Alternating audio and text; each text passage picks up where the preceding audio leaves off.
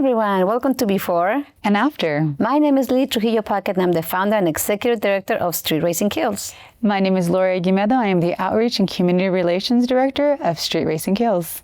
And today we have with us Kenny Altamirano. Thank you so much for coming to the show. This podcast entails something that I really wanted to do a long time ago when my life was changed forever. And I kept reminiscing on what my life was like before.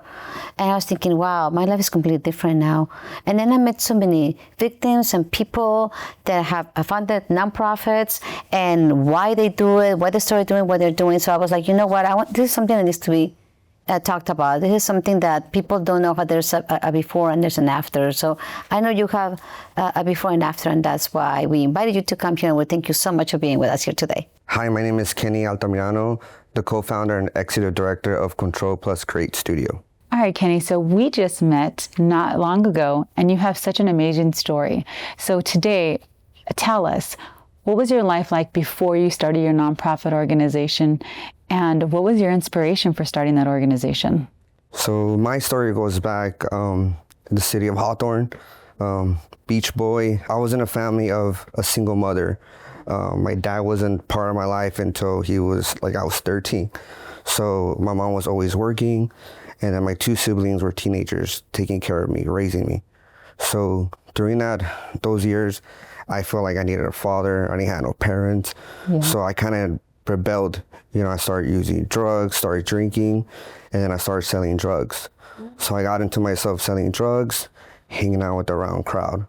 Unfortunately, I got caught with drugs, and I got into boot camp, and then it got worse, to one point where I was selling, I was making money and selling drugs, but at one point it kind of gave me that look of like, I need to step back, because one of the guys that were selling together got caught. Mm-hmm. He was at TJ, he got caught, and he had to do 7 years. Oh, wow. So to me, that was like an eye-opening, but not only that, I had one chance, right? So I got caught. My probation officer told me, either you're gonna go to probation office, you're gonna do time, or you're gonna go to youth build. So I ended up going to youth build, and youth build kind of changed my life. It's not a regular high school. When you go to high school, it's up to you if you want to learn, but youth build, it's more of like a mentorship. They guide you, they do one-on-one basis, and a lot of those students that are youth build, they're at risk. They're a foster, they're in the system like myself, and they don't have no one to guide them. But with youth build, I had a lot of good mentors. Wow. So you found something there to help guide you in the right direction now. How old are you then? How old was when you started selling drugs and rebelling? And then how old is when you started going to youth build? I was at the age of 13. So you started at the age of 13. And when you go to youth build, you're still in high school then? Yes. Okay. I was 19 years old when I went back and tried to finish. Mm-hmm. Wow. And then what happened next? So youth build happened, and I was always like talented. Like I was part of like graffiti, part of like tagging crew. Yeah. So I was part of Hawthorne Rider crew, and then I created my own tagging crew called IBC, Insane Bombing Crew. So art was always there, but I just chose it as a hobby. Yeah. But eventually with youth build, that was my gift and talents. Like, you're really good. Let's try to promote you. Like, let's try to see what can you do next, like, post-secondary education, go to college. So use your talent in a positive way. Yes. So I was able to, for my senior year, let's do an art show. So you both did an art show for me, and I was able to raise funds to go to college. I made like about $3,000. It's incredible. Selling my art pieces. Wow. Oh my gosh, we're going to have to show those art pieces. Yeah, and such a big change from honestly selling drugs and then going all the way to that. Now, I want to go back to the world of selling drugs and being so young. How did you get influenced? Was it like a friend? And how did that end up being? So there's always like this, to me, is like who you hang out with is like the mirror of your own reflection, right? But it's more than that. It's more of like the people that you hang out with, it's more of like, what do we need, right? Like, what's missing? So a lot of my friends had single parents, like single mothers, right? Mm-hmm. We needed like an escape. We needed like someone to be there for us. So we kind of created that friendship, but we're low income. We're really poor. Mm-hmm. Like my mom could barely afford stuff on her own. So I wanted to make money, but for us, the easy way is either stealing or selling drugs, right? So I was selling drugs because I wanted nice shoes. I wanted like nice clothes. Yeah. But that was the easy way. So you buy stuff for yourself. Yes. So you can be better. So you can dress a little bit better and you would sell in the streets or school or... It wasn't school. It wasn't, because I always ask about that, because there's so many, I always think about, well, how do kids get hold of drugs to sell them in the schools? How are these kids? So somebody else will give them to you so you could sell them at the schools. And so you sell them at the school, and then that way you'll be able to have some money for yourself. That is crazy to me, that you were only 13 years old when you started doing this. Also, I start like creating my own like weed, So I started like having in my backyard, I had like 100 plants, and I was kind of like sending those to people. But one time, like from a different gang, well, it's not a gang, it's a clique. So it's called Crazy Winos. They saw that I had them, and they came up and like threatened me and like, dude, we're gonna take this. So I'm like, you're not taking nothing, bro, So I had to throw all of that away. Yeah. Well, you were putting your own life at danger, right? Like, like you said, there's all these those that are giving you the drugs don't want you to go sell drugs and make money on your own. You were basically invading in their territory. Yeah. And taking from their pockets, right? And yeah, that's crazy. Even though I want to say, though, I give them a lot of credit that was already, I can see where you're already thinking business, right? Like, and now you have your nonprofit, turning that mindset into something positive. When did that click come? When did you decide, okay, I'm with a nonprofit? I think for me it was, I did an internship at a nonprofit. It was more like graffiti, but I was more like the graphic design guy, more like character design, like animator. So I was teaching, and then, I worked my way up, for these 6 years, became a program manager, Nice. And then like learned how to write grants. And then for me, it was like a stepping stone where like, you know what, like I can't be creative no more. Like I feel like I could do so much more, but I love, teaching the youth, empowering the youth with, like animation, graphic design, and mural. So this year on May, I was like, you know what, I need to step back. I know what I'm doing. And I created my own nonprofit, Control Plus Create Studio on May. Oh, that is awesome. That is awesome. So that's what are you partnering with other nonprofits as well? And so I'm partnering up with Youth Build. Like I said, I was an alumni, so I'm a success story.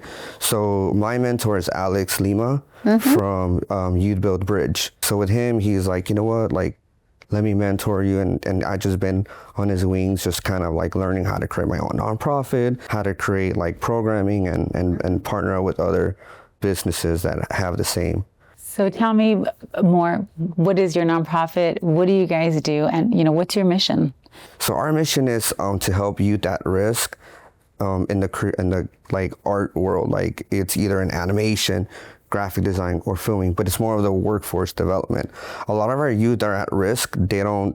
Unfortunately, they don't have a platform where they could create their own portfolio, right? So our studio is going to be able to kind of teach them, co-create, but also build that portfolio and get paid. Luckily, my partners, I have a few partners from the youth source where I'm able to place them and do internship with us. Nice. That's awesome. So they can create some of our artwork for us. Yes, I'm already, my brain's still going. So I'm already thinking, Kenny's crew.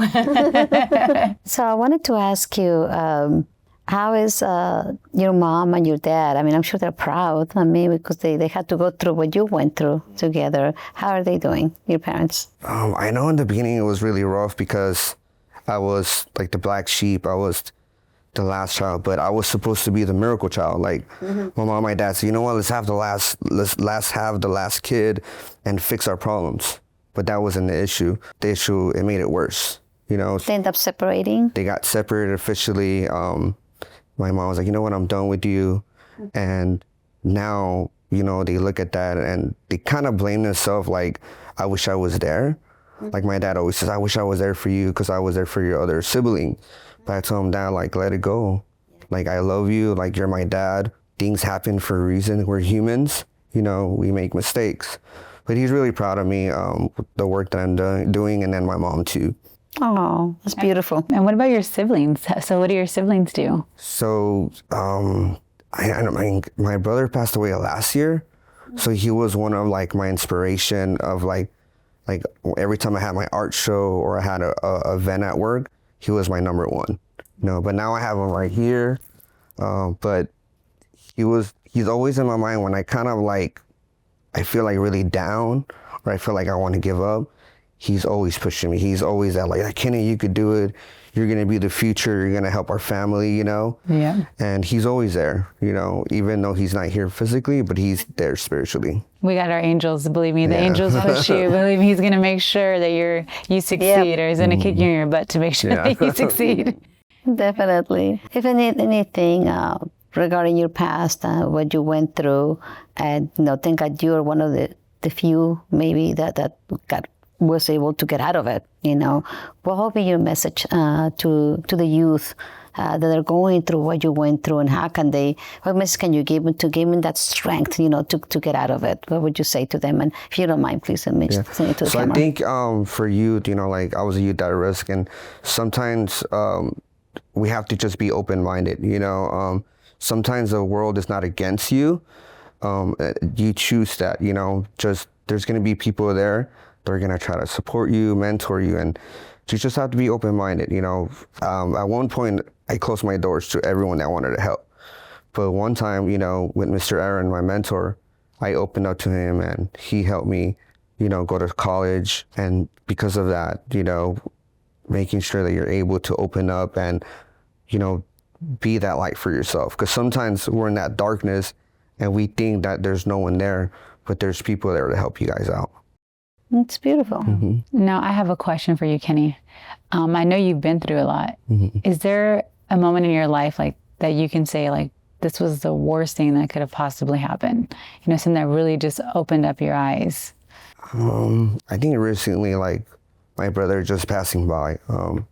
I haven't even how do you say processed, Still not real. because I'm the only man in the house. Like I have my nieces, my sister, my mom, they're mostly female. So since I'm the man, I have to be really strong, and kind of take care of them. So I haven't really kind of cried or just just let that kind of go. Yeah. But it's still there. But I'm always thinking about him, So I kind of miss him when he calls me, because he always checks on me, because he knows that I'm always working. He's like, Kenny, have you ate? Kenny, where are you? Stop working, come home and rest, Yeah.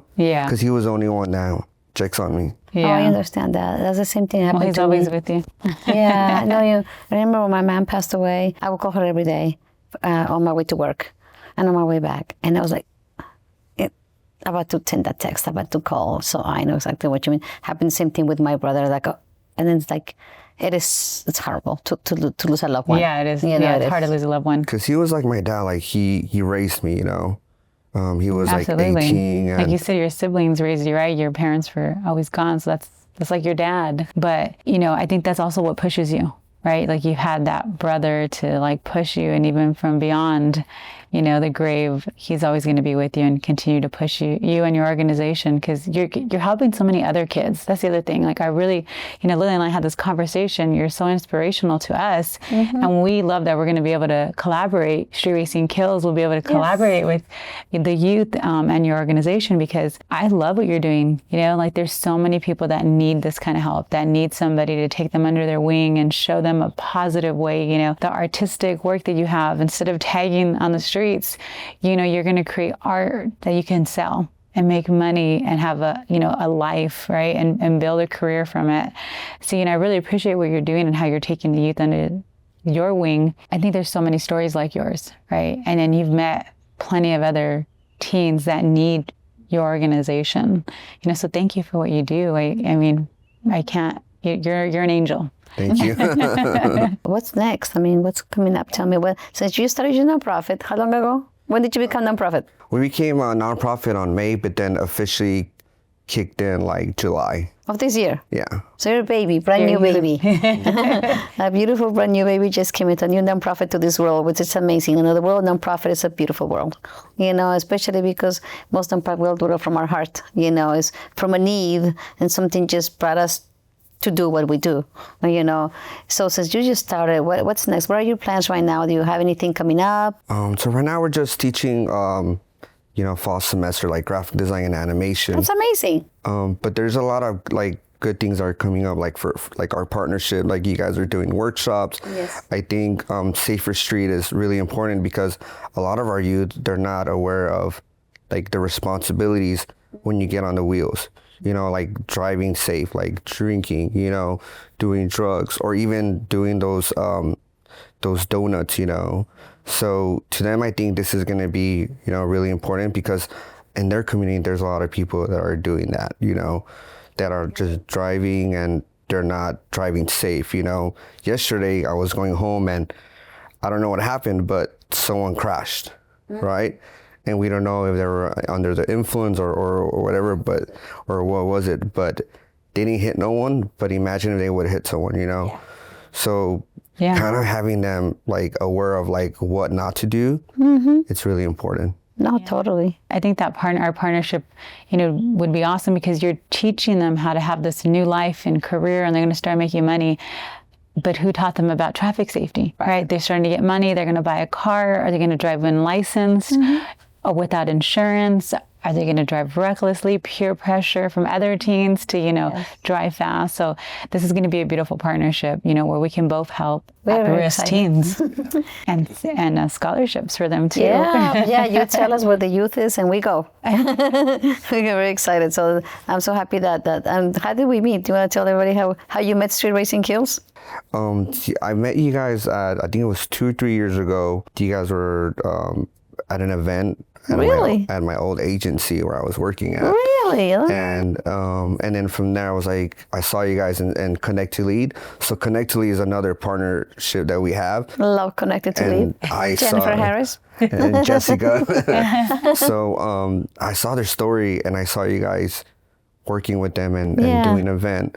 So like, you know what, like I love the stuff that you guys do. You know, you guys are inspiration, and I wanted to see if you guys could do something in our community and at Mid-City. Oh, love it. No, thank you so much for inviting us, for making us part of that your amazing organization that you're just starting. And we're happy to help in any way that we can, and the mentor and share. You know, I think that we grow together, you know, and get even bigger as we all collaborate together. So how can our audience find your organization? I know we just started, so we have our own Instagram, Control Plus Create Studio, and I have LinkedIn. You guys could follow me at Kenny Altamirano. But we are working on a website right now. You know, we're new, so eventually, hopefully, our goal is to have it by the end of the year. Our website. Awesome. How about any funding yet? No, not yet. I'm working on grants and. Well, you learned how to write grants. I mean, isn't that awesome? So grant writing, so you'll take that skill and be able to write grants to get grants for your own organization.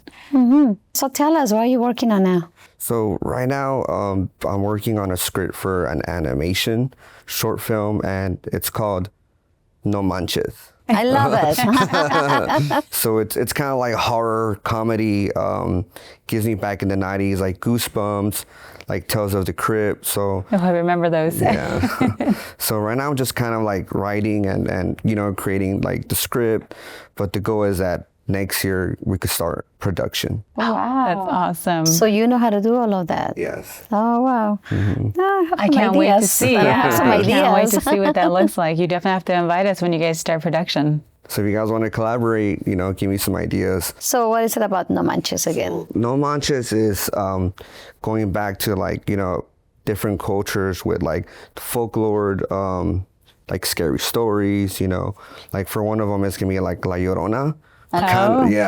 So kind of my interpretation, you know, horror story, you know, but it's also like comedy, you know, mostly aimed for like teenagers. Oh, that's awesome. I remember love La it. Llorona when I was little. And my nanny told me about it and I was so scared. I was like, so frightening. It was like so scary. So I can imagine. But that's actually so old that it's awesome that you're bringing it back. I love it. So bringing some classic horror stories, but kind of giving it my own twist. Just don't bring The Exorcist.